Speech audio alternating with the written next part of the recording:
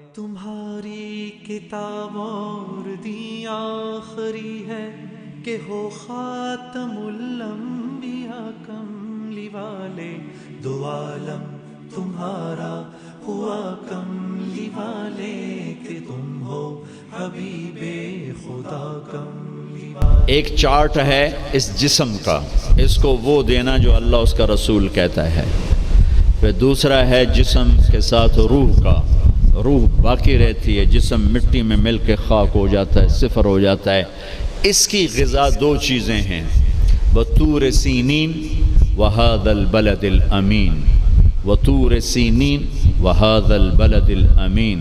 اور مجھے قسم ہے طور سینین کی، یعنی جہاں تورات اتری، وہذا البلد الامین، اور مجھے قسم ہے اس مکہ کے امن و امانت والے شہر کی جہاں قرآن اترا۔ تو دو جگہوں کا تعلق روح کے ساتھ ہے، ان کو بعد میں ذکر کیا ہے۔ ایک طور سینا جہاں پہلی کتاب تورات اتری، اور ایک مکہ جہاں آخری کتاب قرآن اترا۔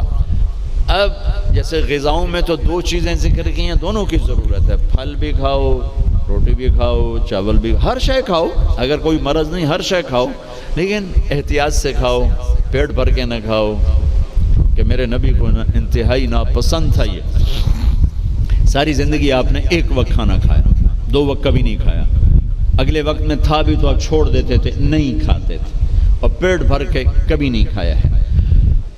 تو دو چیزیں طور سینین اور بلد الامین، اس میں ہمیں اب ایک کی ضرورت ہے، دوسرے کی نہیں۔ طور سینا میں تورات اتری، اور تورات قرآن میں اتر گئی کہ میرے نبی نے کہا اوتیت المثانیہ مکان التورات، مجھے تورات کے بدلے میں سورۃ فاتحہ مل گئی ہے۔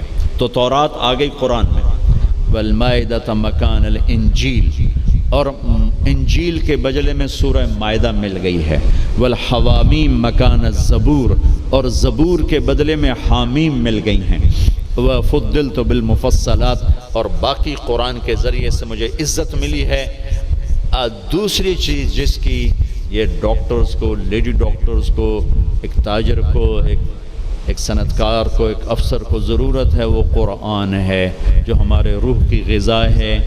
قرآن سے آشنائی کے قرآن کیا کہتا ہے، یہ اللہ کا پیغام ہے، ھذا بلاغ للناس، لوگوں تک پہنچانے کے لیے ہے، اور اس کو اللہ تعالیٰ نے شفاء لما فی الصدور، یہ دلوں کی شفا ہے، ہدی و رحمۃ للمؤمنین، ایمان والوں کے لیے ہدایت بھی ہے اور رحمت بھی ہے۔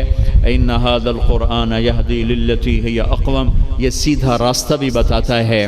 یہ وہ کتاب ہے جس کا ٹائٹل ہے لا ریب فی، ساری دنیا کے دانشور جو مرضی لکھیں، کوئی یہ نہیں لکھ سکتا کہ جو کہہ رہا ہوں شک سے بالا تر ہے۔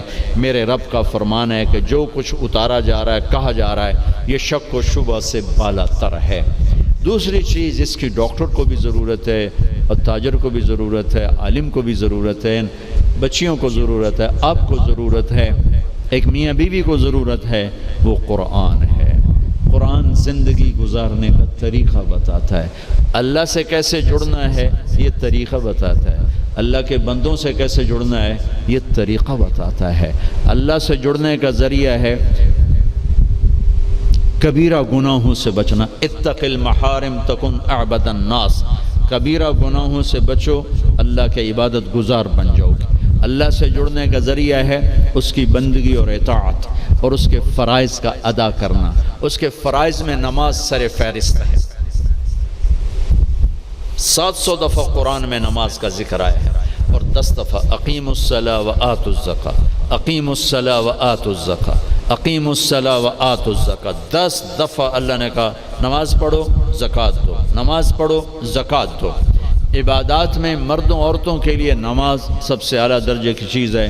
جعلت قرۃ عینی فی الصلاۃ، آپ کلاس لے رہے ہیں، نماز سر پہ آ گئی ہے، اب آپ مسجد کی طرف بھی جائیں، آپ کلینک میں بیٹھے ہیں، نماز کا وقت آ گیا ہے، آپ 10 منٹ کا وقفہ لیں اور اپنے اللہ کے سامنے سجدے میں سر رکھیں، پھر آپ اپنے کلینک پر آئیں۔ آپ آپریشن کر رہے ہیں، وہاں سے نکلنا مشکل ہے، اب 10 منٹ بعد نماز پڑھ لیں، لیکن چھوڑنے کی گنجائش نہیں ہے۔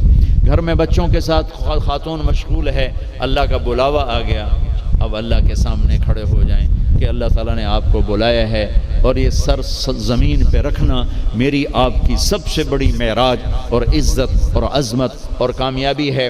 اور میرے نبی کا دنیا سے جاتے ہوئے آخری پیغام تھا الصلاۃ، میری امت نماز نہ چھوڑ دو۔ علی رضی اللہ تعالیٰ عنہ کو تیر لگا جنگ میں، اور تیر ران میں لگا، وہ ایسا کھب گیا کہ نکالیں تو نکلتا نہیں تھا، زور لگائیں تو درد ہوتا تھا، تو ان کا اسے چھوڑ دو۔ نماز کے لیے کھڑے ہو گئے، نماز کی نیت باندھ کے کھڑے ہو گئے، نماز شروع کر دی۔ تو انہوں نے نماز کے دوران تیر نکالا تو ان کے جسم میں اتنی جنبش بھی نہیں ہوئی۔ نماز کے بعد فرمانے لگے تیر کا کیا بنا؟ کہا جی نکال لیا، کہ مجھے تو کوئی پتہ نہیں چلا۔ عروہ بن زبیر رضی اللہ عنہ کے پاؤں کا وہ گینگرین ہوگی، گینگرین، تو وہ ڈاکٹروں نے کہا جی اب یہ کاٹنا پڑے گا، نہیں کاٹا تو آگے اوپر جائے گا سارا۔ ان کا ٹھیک ہے کاٹ دو، کہ پھر آپ شراب پی لیں تاکہ آپ بے ہوش ہو جائیں، پھر ہم کاٹ دیں۔ فرمانے لگے کہ شراب اور ایمان ایک پیٹ میں جمع نہیں ہو سکتا، جس پیٹ میں شراب جاتی ہے اس سے ایمان نکل جاتا ہے۔ تو فرمایا میں ایسا کرتا ہوں، میں نماز شروع کرتا ہوں تو میرا پاؤں کاٹ دینا۔ تو بیٹھے اور ایک پاؤں ایسے پھیلا دیا اور نماز کی نیت باندھ کے بیٹھ گئے۔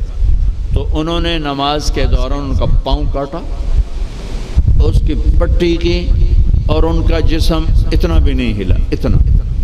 سلام پھیرنے کے بعد کہنے لگے پاؤں کاٹ دیا؟ کہنے لگے جی کاٹ دیا۔ کہ مجھے تو کوئی پتہ نہیں چلا، کہ مجھے دکھاؤ کدھر ہے؟ ان کا یہ ہے۔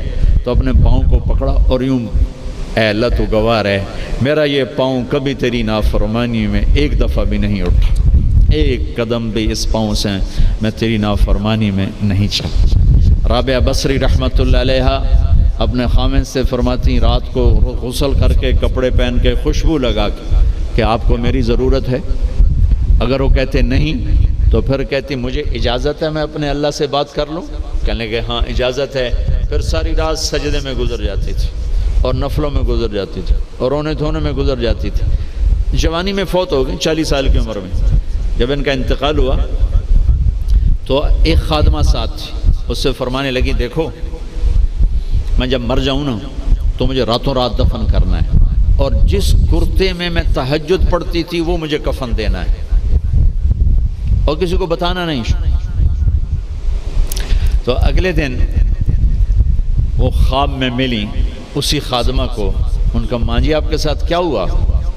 کہا منکر نکیر آئے تھے قبر میں، مجھ سے کہنے لگے من ربکی، تیرا رب کون ہے؟ تو میں نے کہا سبحان اللہ، 40 سال جسے نہ بھلا سکی، 4 رات زمین کے اندر آ کے اسے بھول جاؤں گی؟ تو منکر نکیر کہنے لگے چلو اس کا حساب کیا لینا۔ تو انہوں نے بڑی خوبصورت پوشاک پہنی ہوئی تھی، کہا آپ کا تو کفن وہ تہجد والا کرتا تھا، یہ سبز ریشم کہاں سے آ گیا؟ کہ یہ سبز ریشم مجھے اللہ نے پہنایا ہے، اور تہجد کا کرتا لپیٹ کے رکھ دیا گیا ہے، قیامت کے دن میرے اعمال کے اندر اس سے بھی تولا جائے گا، میرا وہ کرتا بھی تولا جائے گا جس میں وہ تہجد پڑھا کرتی تھی۔ تو اگر ہم تہجد نہیں پڑھتے کم از کم فرض نماز تو ہو جائے۔ کربلا قائم ہے، اور انسانی تاریخ میں ایسے ظلم و ستم کی پہلی اور آخری داستان لکھی جا رہی ہے، اور زمین آسمان یہ منظر پہلی اور آخری دفعہ دیکھ رہے ہیں۔ اور ظہر کی نماز کا وقت ہوا تو امام حسین علی مقام نے اپنے ایک ساتھی سے فرمایا کہ زہیر سے فرمایا کہ یہ شمر سے کہو ہمیں نماز پڑھنے دے، تھوڑی دیر یہ جنگ روک۔ تو انہیں آگے بڑھ کر کہا کہ تھوڑی دیر کے رک جاؤ ہمیں نماز پڑھنے دو۔ تو شمر نے کہا کہ ہم جنگ نہیں روکیں گے، تمہیں قتل کریں گے ہر حال میں۔ انہوں نے واپس آ کر کہا جی وہ کہتے ہیں کہ ہم ہر حال میں قتل کریں گے۔ ان کا قتل تو ہونا ہی ہے، نماز تو نہیں چھوٹ سکتی۔ تو آدھوں کو فرمایا نماز پڑھو، اور آدھوں کو کہا تم جنگ کرو۔ اس خوفناک گھڑی میں بھی نماز نہیں چھوڑ۔ مجھے میرے رب کی قسم اگر امام علی مقام نماز چھوڑ دیتے ان کو کوئی فرق نہیں پڑنا تھا، لیکن یہ فیصل آباد کے ڈاکٹروں کو پیغام ادھورا جانا تھا کہ ویلے کا ویلے چھوڑی جا سکتی ہے۔ یہ پیغام دیا کہ زیر خنجر بھی یہ پیغام سنایا ہم نے کہ کسی حال میں سجدہ نہیں چھوڑا جا سکتا۔